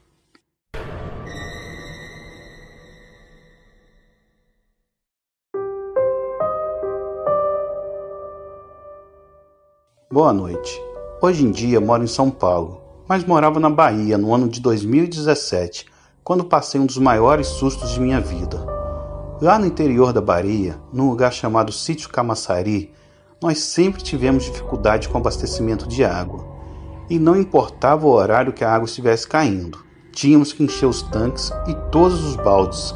Caso contrário, poderíamos ficar sem água porque não saberíamos quando cairia novamente. Durante o verão ainda ficava pior. A água não tinha força para subir para o tanque que ficava no teto de um banheiro que tínhamos no quintal. Geralmente, a água só ficava forte o suficiente de madrugada. Eu tenho dificuldade para dormir e com barulho, então, é muito pior. E geralmente, quando o tanque enchia e começava a transbordar, eu levantava e ia na frente da casa, que não era murada, e fechava a transmissão. Cada vez que eu tinha que fazer isso, eu morria de medo, pois sempre escutei relatos de pessoas mais velhas que diziam já ter visto um lobisomem. Mas tinha que fechar, caso contrário, a conta da água viria muito alta e eu não conseguiria dormir com aquele barulho de água derramando. E foi em uma dessas noites que eu vi aquela criatura. Nessa localidade tinha um bêbado que passava sempre tarde da noite e eu costumava brincar com ele, mandando ele para casa, e com todo o respeito ele me respondia que já estava indo. Nesse dia eu tinha acabado de fechar a transmissão e tinha entrado na varanda da casa, quando escutei uns passos fortes. Entrei em casa, mas fiquei com a porta aberta, pois achei que era meu amigo, que estava a caminho de casa. Na verdade, eu não tinha noção que já passava das 2 horas da madrugada. Foi quando vi aquela criatura negra, passando pela porta. Ela respirava forte, a passos pesados. Como na minha casa eu não havia sentido luz alguma, acredito não ter chamado a atenção daquela criatura horrível, pois ela passou direto, enquanto eu estava completamente paralisado. Assim que ela passou, fechei a porta devagar e corri para minha cama apavorada. Por questões de segundos, aquela criatura não tinha me pego na porta, quando eu estaria fechando a transmissão. Não contei nada a ninguém, mas nessa mesma noite, outros vizinhos falaram que viram também. Eu fico me imaginando, se eu não entro em casa ou se eu grito achando que era meu amigo, o que teria acontecido comigo. Agradeço a todos pela atenção.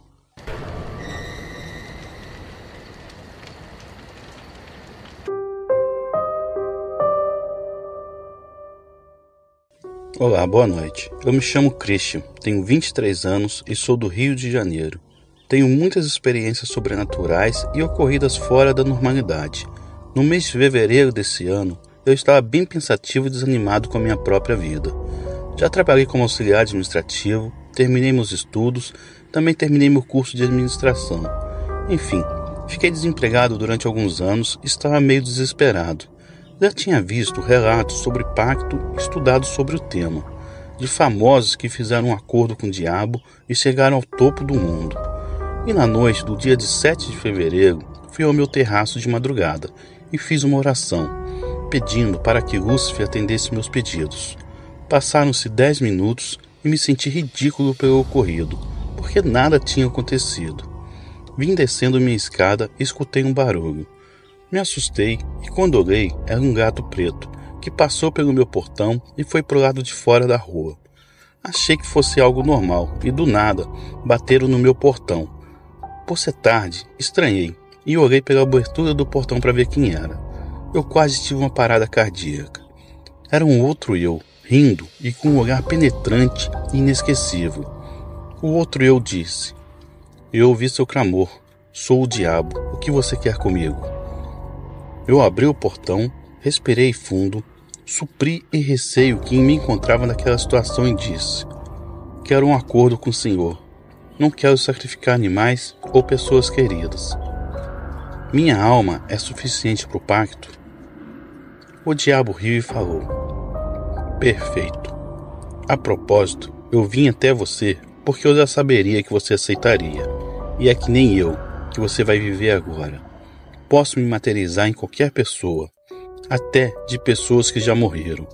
Não estou preso a um corpo físico, que nem vocês, seres humanos." Nisso, ele me deu uma mochila. Estava muito pesada, e quando abri, tinha muito dinheiro. Então, Lúcifer continuou: "Aproveite sua fortuna. Tem 7 milhões aí. Diga à sua mãe e seu irmão que você foi contratado e recebeu seu primeiro salário de uma grande multinacional. Sua mãe e nem ninguém entenderia o seu pacto, ainda mais ela por ser cristã. Enfim, depois te digo mais o que fazer." Ele foi e desapareceu em forma de fumaça no mesmo instante. Me arrumei e esperei minha mãe e meu irmão acordarem. 8 horas da manhã do mesmo dia, os contei a história, que Satanás disse que para contar, deixei 1 milhão com eles e falei que ia morar em apartamento na Barra, aqui no Rio, um lugar muito bonito e que sempre quis morar. Enfim, comprei e moro sozinho, de frente para a praia. É uma casa com piscina e tudo mais. Dormi a tarde inteira e pela noite o diabo apareceu na minha casa, em forma de um homem branco, loiro e de olhos azuis. Me lembrou o rapaz do filme Thor. Não teria como alguém entrar na minha casa sem autorização, por ser um apartamento. Então, tive a certeza de quem era antes mesmo de se pronunciar. Ele me deu um endereço de uma loja maçônica, que deveria ir em Londres, na Inglaterra, 1 semana depois. Eu concordei e disse ao próprio: "Eu nunca andei de avião, nem sei aonde fica o aeroporto."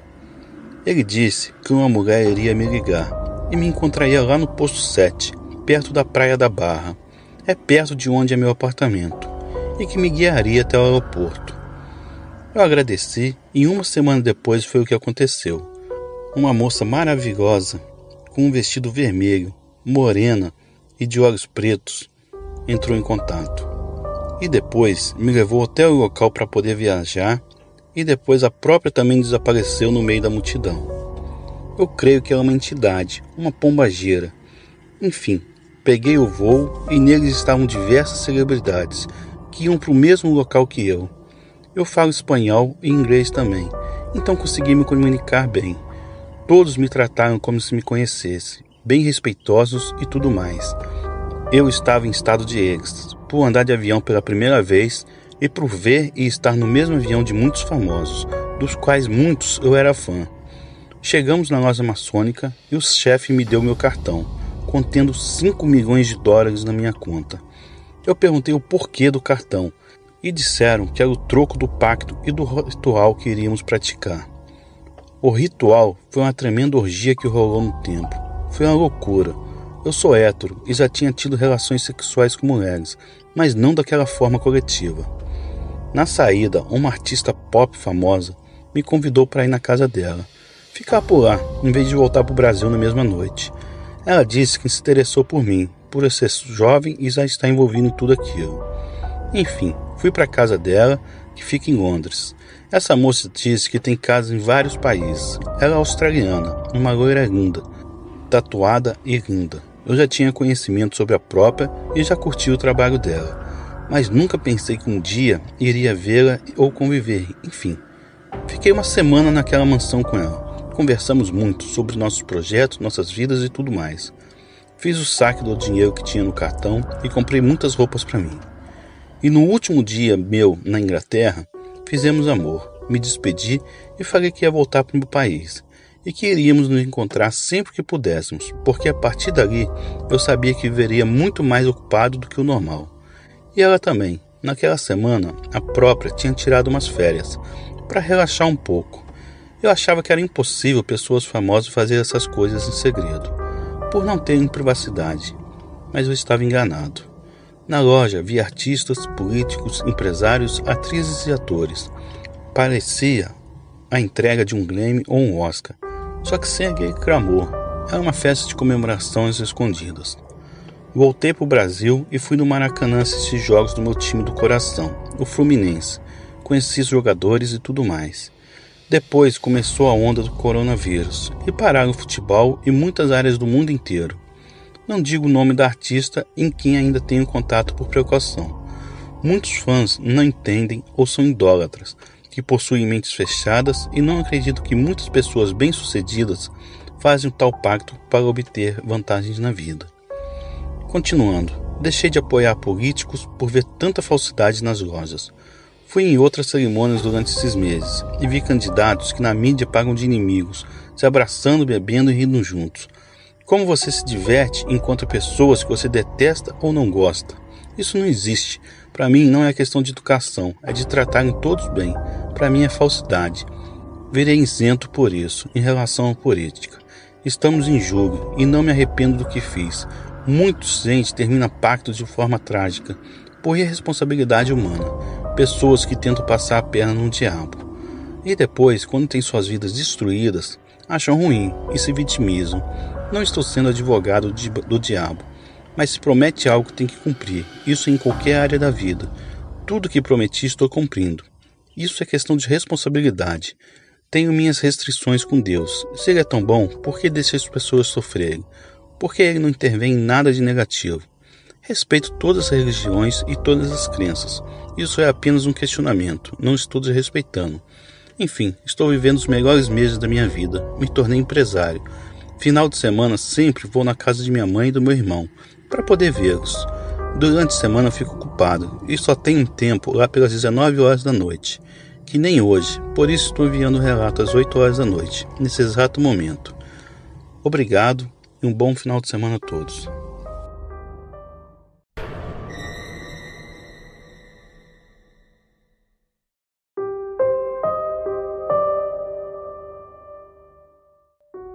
Olá, eu me chamo Geraldo.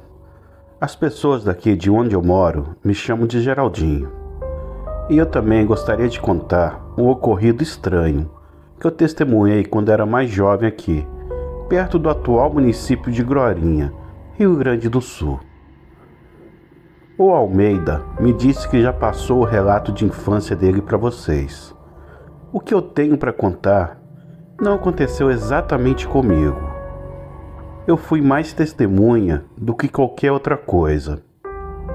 Eu era mais velho também, já era adulto na época, um jovem, mas maior de idade. O Almeida é mais novo que eu, então, quando ele teve a experiência do relato dele, eu já era noivo da minha primeira esposa, trabalhava e já tinha uma vidinha mais ou menos estável. Na época, eu estava com vontade de me aventurar, de sair do povoado para ir fazer serviço em mina de carvão. Eu trabalhava numa espécie de barzinho de um amigo da família. Vendia bebidas, mas também tinha uns secos e molhados. Tinha mesa e cadeira para o pessoal se acomodar e beber, para poder jogar conversa fora. E foi nessas rodas de conversa que eu conheci o tal velho. Na época, ele ainda se misturava um pouco. Eu lembro que cheguei a servir cerveja para ele umas 2 ou 3 vezes. Eu vou te dizer, o sujeito era esquisito mesmo. Ele quase não falava. Parecia que não tomava banho. Estava sempre com a mesma roupa encardida, os cabelos todos sujos, caindo na cara. Tinha uma barba grossa e grisalha, mas o que tinha de mal encarado, ele tinha de pacífico. A gente, lá no armazém, servia ele mais por pena do que por qualquer outra coisa. Ele era magrinho, coitado, mas vivia andando para tudo que era canto. Nunca vi ele dormindo na rua. Ele parecia mendigo, mas tinha casa. Ninguém sabia onde era, mas todo mundo tinha certeza que ele não perambulava por ali porque não tinha para onde ir. Na minha época, o que se espalhava mais era a história de que ele era um bruxo, de que ele tinha um tal de livro preto de magia. Eu nunca vi, mas era o que se dizia. A história era de que ele usava bruxaria para fazer contato com uma noiva que tinha tido no passado e que ele mesmo tinha matado. As pessoas diziam que ele era mal cuidado daquele jeito por remorso. Desde antigamente que as pessoas têm bastante imaginação. Eu procurava não dar muita atenção, mas era impossível não se contaminar e se pegar de vez em quando imaginando as barbaridades que o pessoal contava na nossa orelha.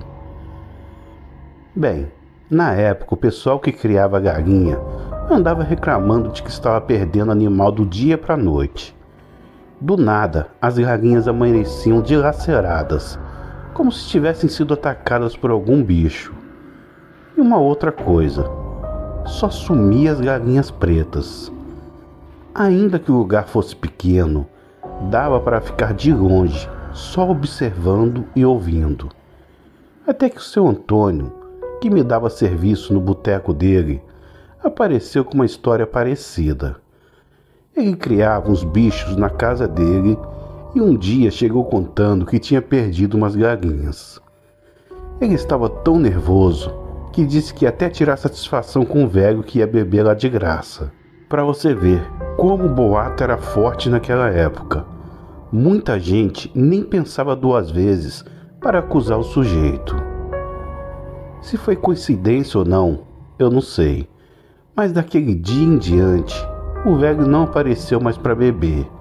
Ficou uns 2 ou 3 dias sumidos. Até aconteceu um negócio esquisito comigo, voltando para casa. Eu vim andando tranquilo, como sempre fazia, voltando lá do seu Antônio. Era rotina. Eu ajudava a limpar o grosso da sujeira, fechava as portas e ia andando dentro da noite, a lua iluminando o caminho. Era uma caminhada sossegada, que passava primeiro por uma área só de mato e depois começava a aparecer umas casinhas na parte habitada, no mesmo povoado. Nesse dia, eu andei normalmente até quase o fim da parte só com mato, até começar a ouvir uma algazarra vindo do lado oposto. Eu achei estranho, mas continuei andando.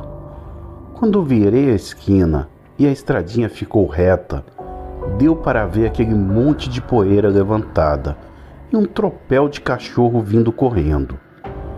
Eu nunca tive medo de cachorro, mas aquela situação era esquisita demais.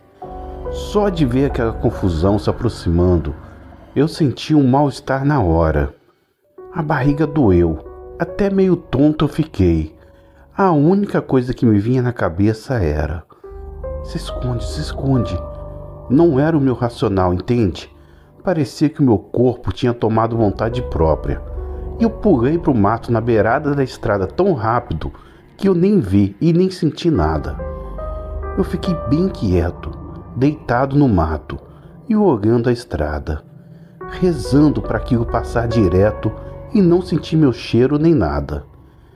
Foi um troço muito estranho. Eu nem sabia o que era. Até aquele momento, eu só pensava que aquilo era um monte de cachorro brigando. Nada demais, nada fora do normal, que já não tivesse visto um monte de vezes. Mas alguma coisa me avisou: saia do caminho.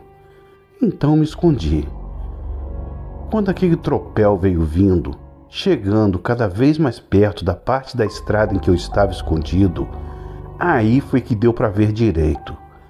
Na frente da correria dos cachorros, tinha um cachorro bem maior, feio de doer.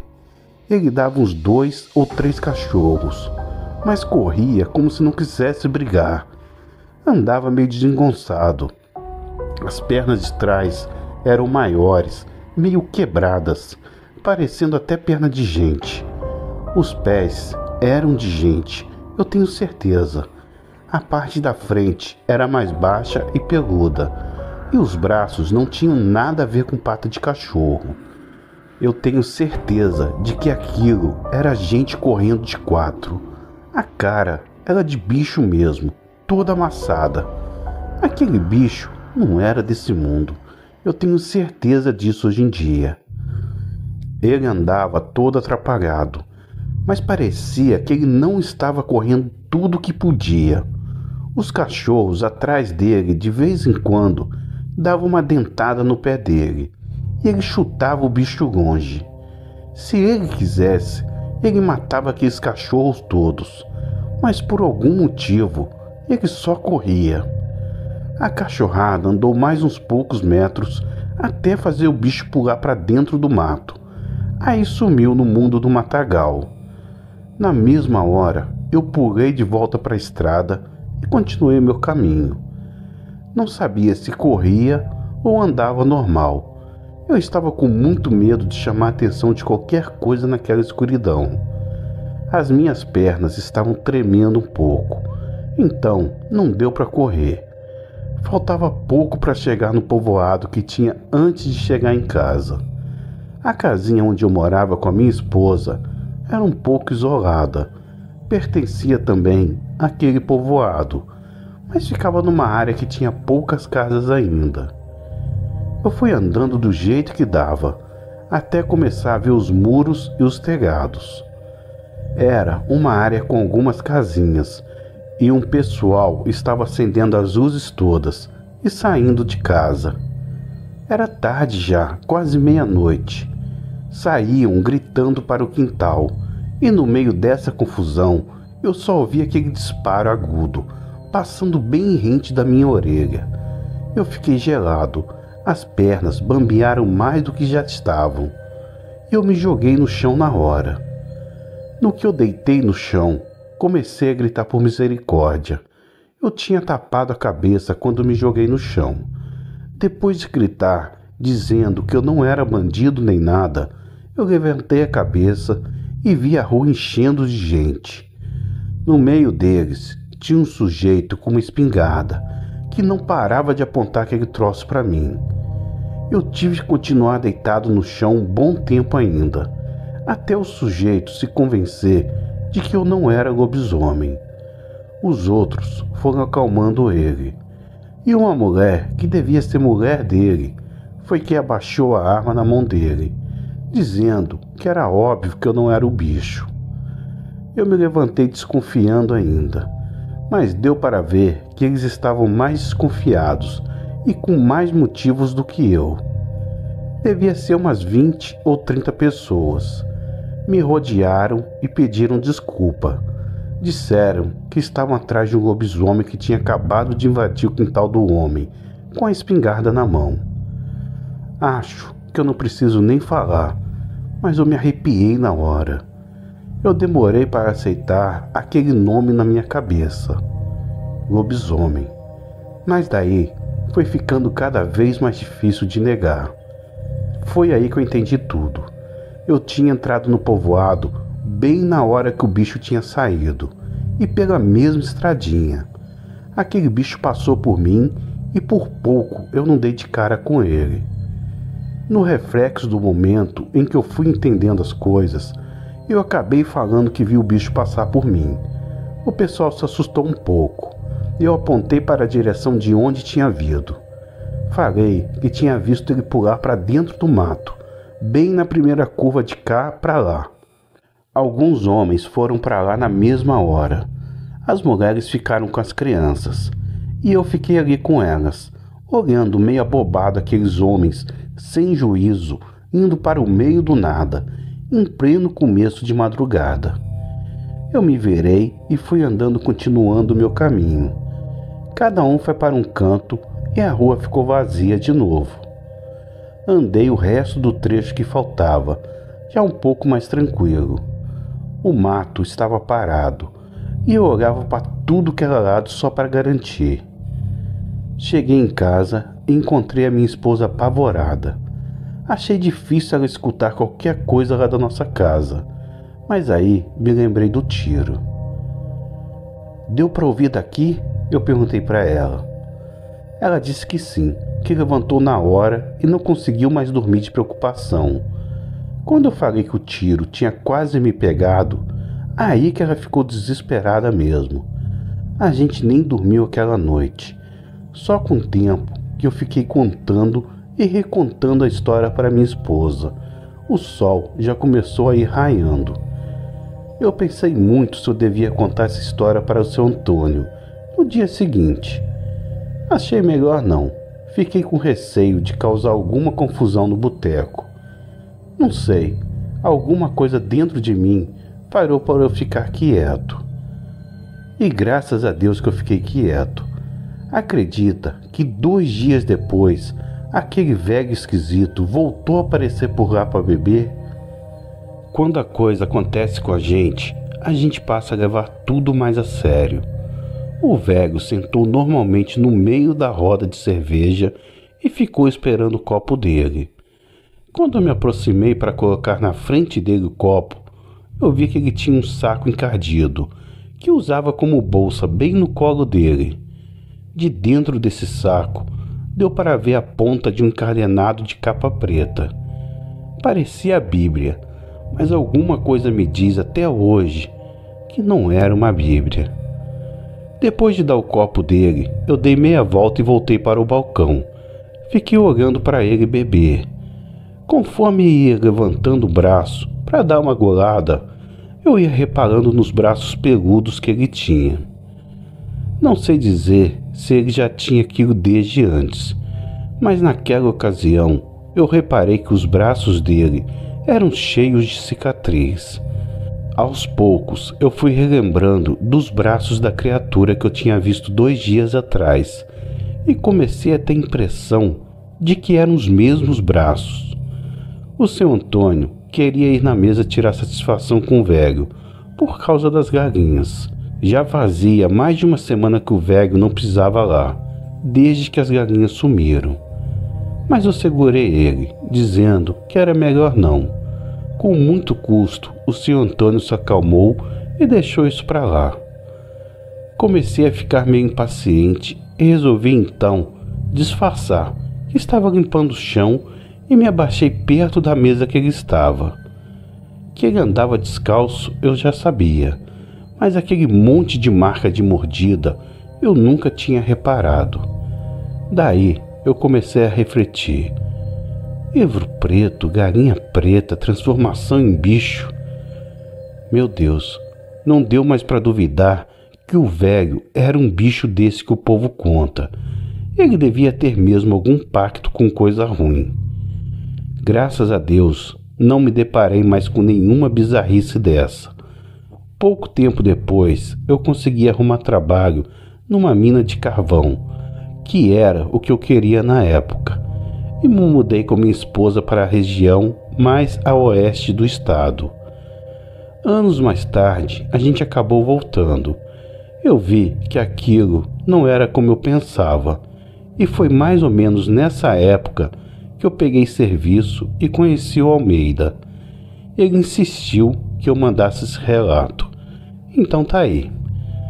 Muito obrigado por contar e uma boa noite a todos.